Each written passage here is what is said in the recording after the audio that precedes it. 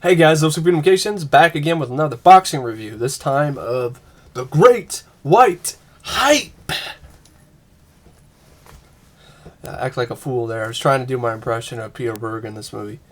I really like this movie. I think it's an underrated comedy. I think this movie, needs to be talked about a little bit more. I really enjoy The Great White Hype. It's a movie. I saw the trailer for it and I thought it looked like fun, and then I found the VHS and I really was surprised by this movie. This is a boxing comedy that is funny. This is a boxing comedy that it actually makes me laugh. That's fun to watch. It's entertaining. It is also has enough satire in it, and it's not very long. It's only 90 minutes, and it goes by really quick. And that's not including the end credits. It's probably like 85 minutes or whatever, 86 minutes or whatever, 87. It's less than an hour and a half, without the end credits. It's a very fun, entertaining movie. Well directed. It's got a lot of visual flair and style to it. It goes at a fast pace. It's got good cast. You got Sam Jackson as a boxing promoter. Perfect casting choice.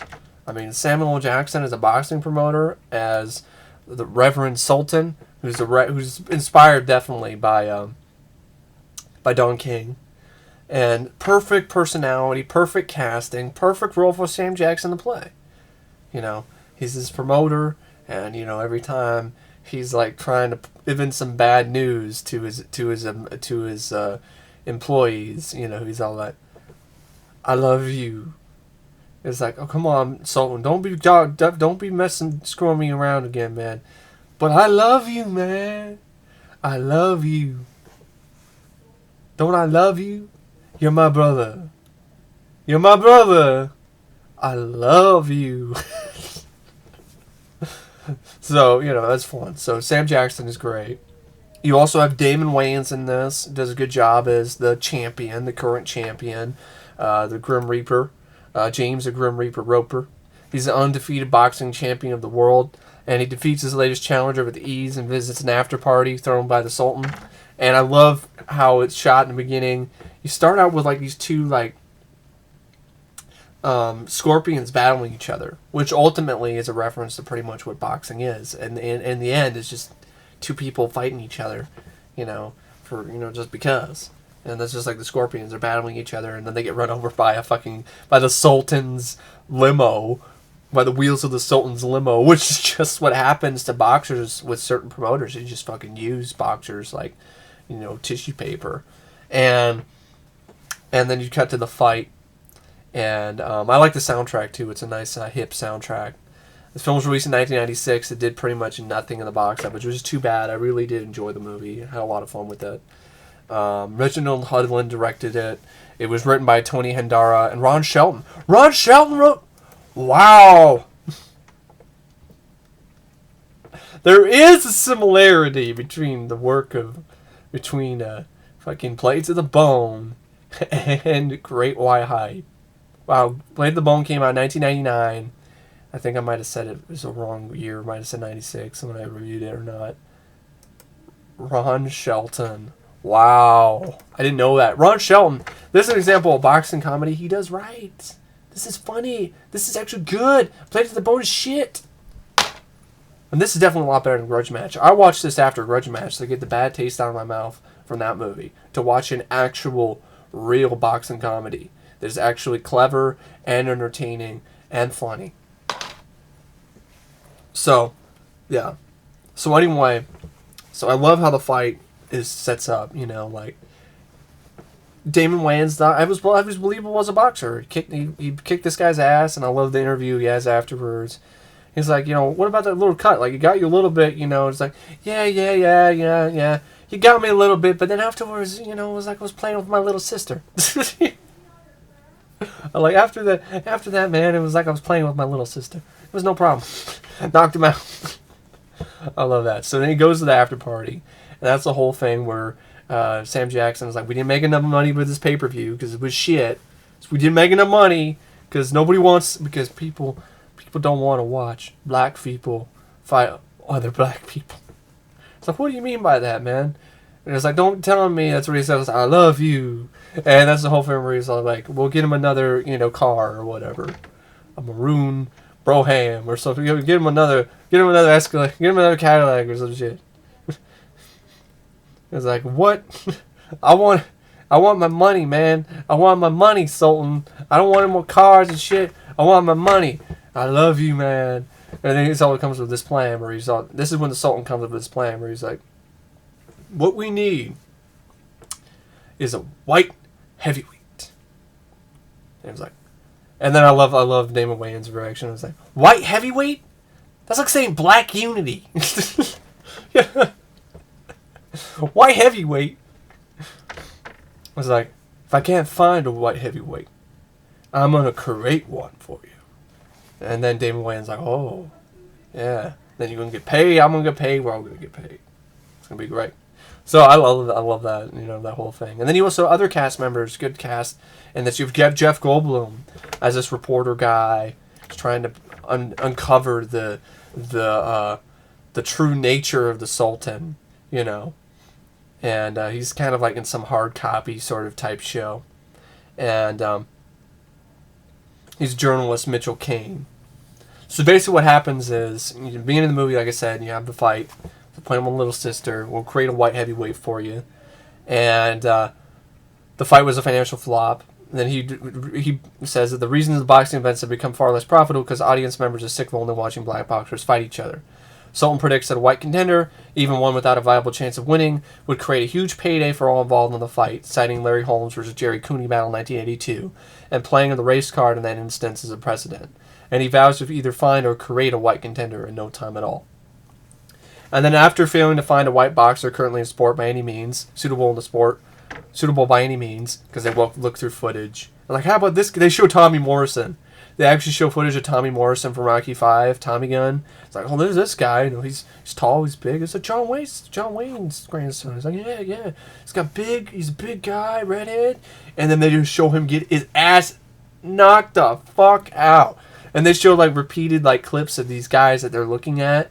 They're overlooking these boxers' potential, people to fight Damon Wayans, and they're just showing this guy. Oh, it's just these guys just get knocked the fuck out. They chose the producers of this film, and the director and everybody involved chose some really good clips to use for while they're looking through for potential fighters, because these guys are getting their asses laid out, just boom, knocked the fuck out. So, like that black guy in the trailer says, where he was like, "Damn!" That sort of a lot in these clips. Just bam! Like Tommy Morrison was bad. He got his claw cleaned. Then they realized that nobody's suitable enough. So that's when they decide to go even further back. They find out that Roper, he lost to a white boxer, Terry Conklin, played by Peter Berg back in his amateur days and his amateur boxing. So they decide that, let's set him up, because he actually knocked him out, And the Sultan and his unethical crew, because, they're definitely pretty unethical, played by Cheech Marin, John Lovitz, Sally Richardson, and Corbin Bernsen. Cheech Marin is actually one of the guys who's behind the WBO, the one who sets up the rankings, and so he just fixes it to put Terry Conklin in the rankings. And even reporters are like, what the hell is this BS? This guy hasn't even fought before. It's like, this guy is your, it's because you own this guy. Escobar, Escobar's on the Sultan's payroll. And so they end up finding Conklin, Peter Berg in Cleveland, where he fronts a band. And he advocates he advocates peace and Buddhism, and he constantly preaches progressive social issues, but he's brain dead, doesn't know what the fuck he's talking about. And Conklin at first is uninterested in returning to boxing to face Roper, but then he's eventually coaxed through ego stroking by the Sultan and the promise of $10 million to help his quest in eradicating homelessness. Because literally he says it was like, how about $10 million? And he's like, oh! He's like, oh! He does this kind of bark thing. It was like, oh! And he's like, I'm gonna dedicate my monies to eradicating the homelessness situation in America and the United States. Such a moron. So that's and so eventually the movie tricks you, the audience, into thinking that this guy actually stands a fucking chance. that Peter Berg stands a chance, that Tom Conklin, who they create this whole sort of facade for him to make him, turn him into Irish Terry Conklin. And he's even like, I'm not even Irish. It's like, doesn't matter. Irish sells. They'll think you're Irish. You're white. And you have John Rhys-Davies as his trainer, and he's a racist guy. And there's in jokes where Terry Conklin will be like, man, you don't have to be so racist, man. Why are you so racist? And so then you have the press conference, and even Damon Wayans is like, it's like James, Terry Conklin knocked out James Roper, when he was in amateur boxing or whatever. He's like, man, I was just a kid back then. I was a teenager back then, man. I'd kick Howdy Doody's ass right now. I like that. I'd knock out his Howdy Doody. That was in the trailer, I believe, that quote. But I like that one where he's like, man, I killed Howdy Doody's ass right now. And there's other stuff where there's this other fighter who's Shabazz, whose promoter is played by Jamie Foxx in one of his earliest roles, straight up, fresh off of In Living Color. And that, he ends up there's some really great one-liners, because there's this actor, I believe it's played by guy who plays Shabazz. I'm trying to find Shabazz. It's not Jamie Foxx. I'm trying to find that actor, because I know I've seen him before. This actor who plays Shabazz in the film. Marvin Shabazz, Michael Jace. So Michael Jace, he's like, he thinks that Roper's ducking him and shit. You've been ducking me, man, and I'm sick and tired of it. You're ducking me for too long. And I love the reactions. I love the insults that are slung, by Damon Wayans. And there's a couple right here where he's all like,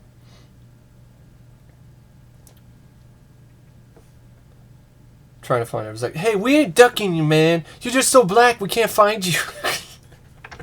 And there's some other shit where he's all like, I like the whole stuff where he's all like, then he goes in and he actually says, where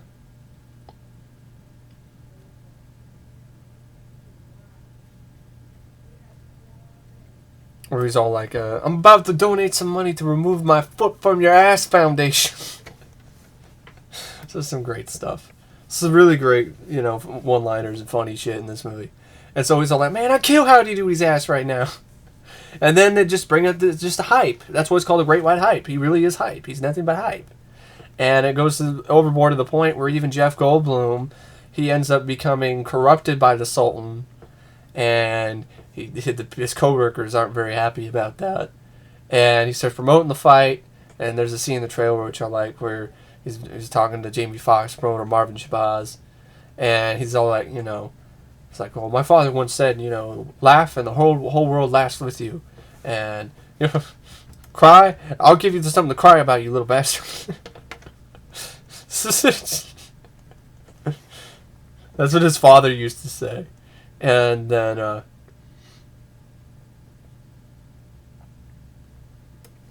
so, yeah. And there was also some other funny scenes, like where, I like this, where Marvin Shabazz insults John Lovitz as being a dick. And he's all like, I'll shove my dick so far up your ass I'll impale your tonsils. That's a lovely picture. Shut up! Okay. John Lovitz eventually ends up getting fired and replaced by Jeff Goldblum.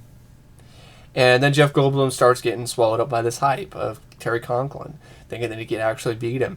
So he signs up as his promoter and signs up this whole sort of thing, like, it's going to be the fall of the Sultan Empire, and I'm going to, be the one that's going to, have the new champion. And just everybody gets swept up in it. Becomes a phenomenon. He's on Sports Illustrated. He's posing. He's a celebrity.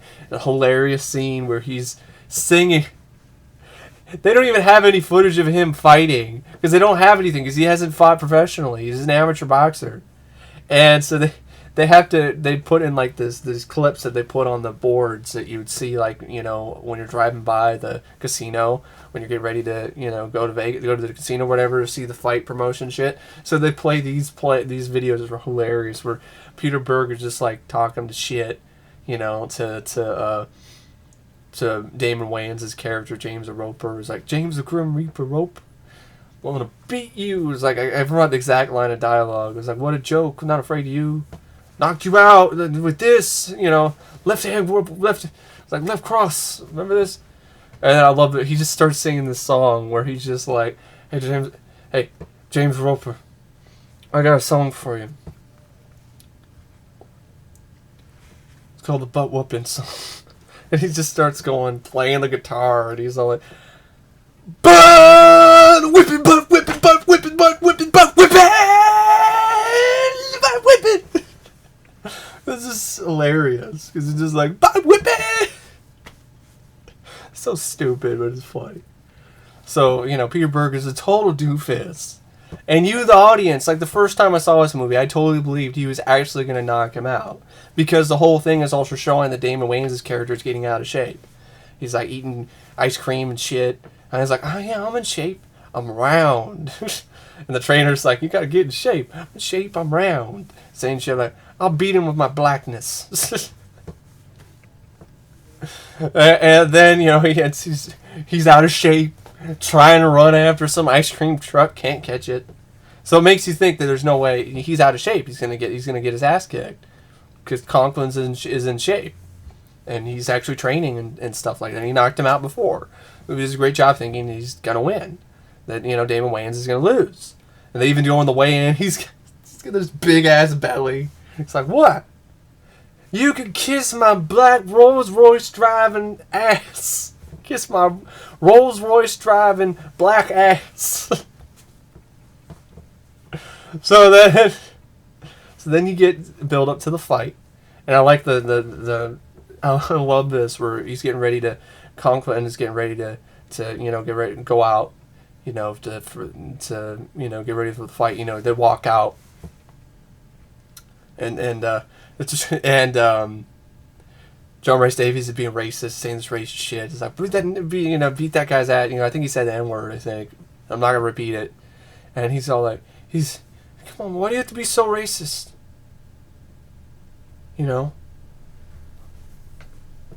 That ass that I'm going to kick is the ass of another, you know, is another man's ass, or something like that. I remember, like, it doesn't matter what the color of that man's ass is. I'm going to kick that ass or some shit. It's really doofus, stupid, trying to be philosophical.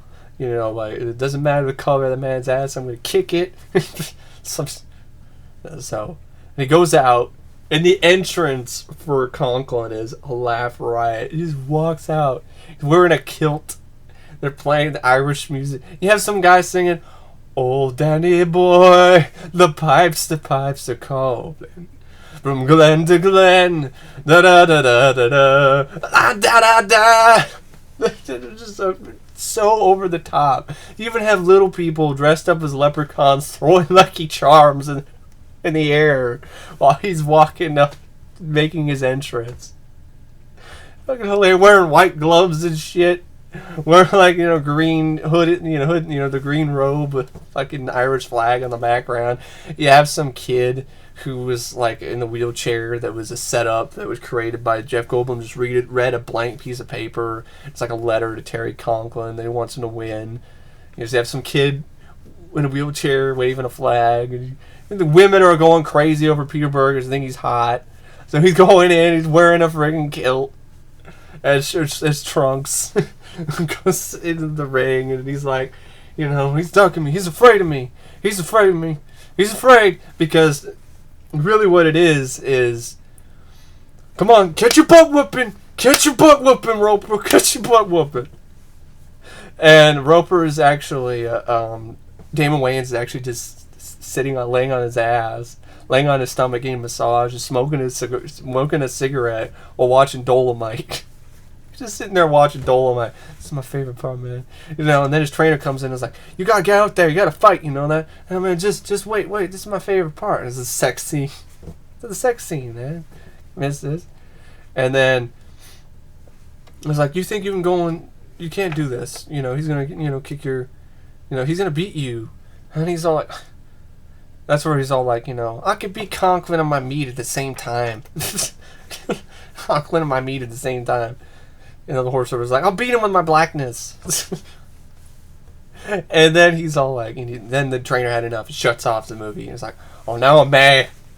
Then he goes in, he's got the entrance, and it's actually got a real rapper guy who's singing a rap song. He's like, I came to bring the pain, ding, ding, ding, ding. And he's like wearing a hood that looks like, you know, the Grim Reaper.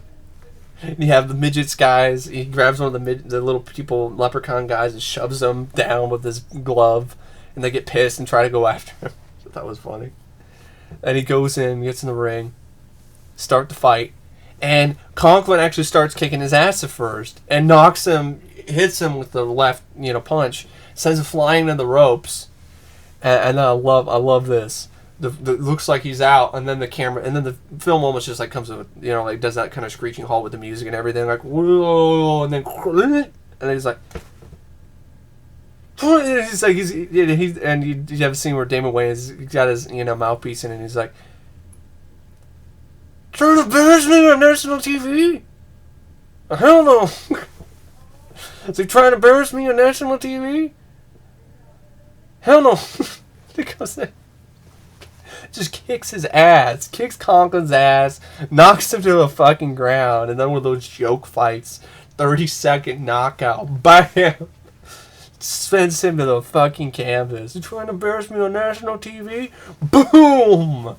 Hits him down, knocks him down. He loses. You know, people are pissed. Man, I paid full price for this shit. Damn it. And it's like, they got hosed, but Sultan and Roper, they're winning because it's one of the most popular pay-per-views in boxing history. And, you know, and then you get a precursor to the next fight. It's going to be with Shabazz. And it even goes pretty crazy because Jamie Foxx loses it, comes in with a gun. And because earlier he tried coming with a gun in the Sultan's place. And that's the thing you see in the trailer where you have, like, the laser lights. And it's like, hey, we got guns, man. We got guns. What you got? You got guns with lasers on them and shit. Like, oh, hey. And it's like the lasers are sight is, you know, pointed at his dick. It's like, hey, man, none of that shit, man. We don't need anything like that. So it comes in like, yeah, that was right. You afraid of me now? It comes with a gun, and then they end up defusing the situation. They get the gun out of his hands, and then Sam Jackson does a great spin, and he's like, and what happens is Shabazz and, you know, Roper tries to be, you know, get in the fight, and Shabazz ends up knocking Roper out. And then basically you have the whole thing where Sam Jackson is all like, see that, folks? It's you got a sneak peek at the next super fight.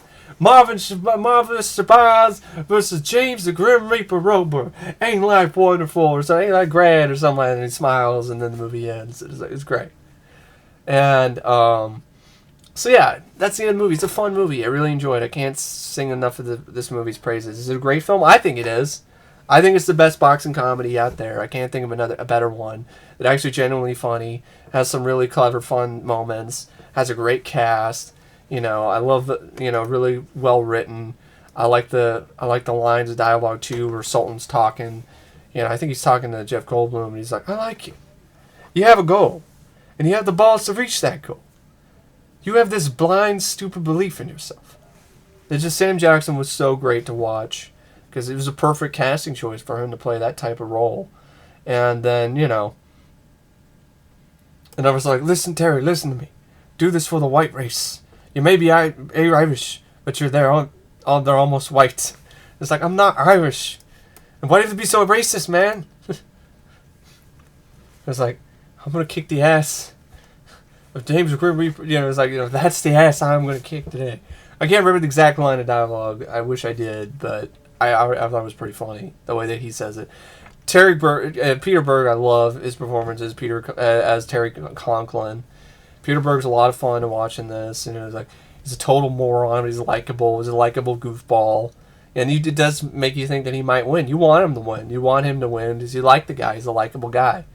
But he's not the smartest. He's not the brightest bulb. I'm going to dedicate all my money to eradicating the homelessness situations in the United States and America. This cracks me up so much. And Damon Wayans is great. I love him in this movie. He's a lot of fun. You know, I'm be Conklin on my meat at the same time. You know, yeah, I'm in shape. I'm round. That's it. You trying to embarrass me on national TV? So I really don't know what else to say about Great White Hype. Except I recommend it. If you haven't seen this movie, check it out.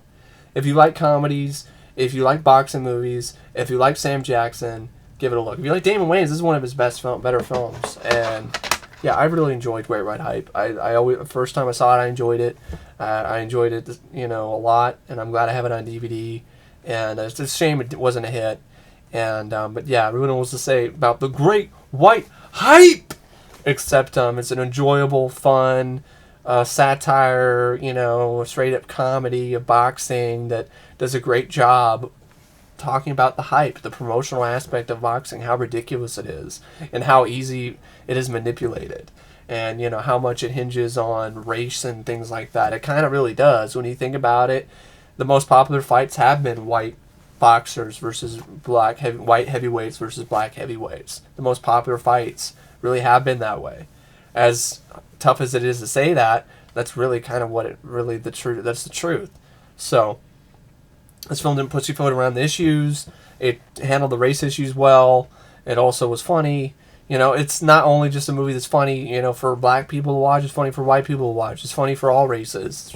It's offensive at points, but that's what it's trying to do. It's being subversive, and it's clever, and really great casting, well written, and a lot of fun. That's one of the main things. It's just a lot of fun to watch.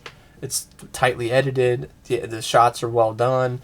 I like the way the film is set up. It's, you know, the way it's edited, and like I said, it's just a really enjoyable, fun flick that, you know, you just sit back, relax, and enjoy, and have a good time watching the Great White Hype. Even the ending, like the Sultan wins, and they're having a party, and you're having a party along with the Sultan. He's a scummy guy. He's a sleazebag. But hey, it's Sam Jackson. I love to party with that guy. You know, and it's just the movie. Watching the movie is much like the party at the end of the film. It's a big party. It's a big party with Sam Jackson, Damon Wayans, Jeff Goldblum, John Lovitz, Cheech Marin, Corbin Bernsen, Jamie Foxx, Peter Berg, John Rhys-Davies. Big fun party. That's just really enjoyable, entertaining movie. So yeah, I really want to say about Great White Hype. I really enjoy the film, and I don't really have any issues with it. So I'm giving it 5 out of 5 stars. I really enjoy this movie. It's, like I said, it's definitely my favorite boxing comedy out there. One of my favorite boxing movies. So anyway, folks, thanks for watching my review of The Great White Hype. And I'll see you guys later. See ya.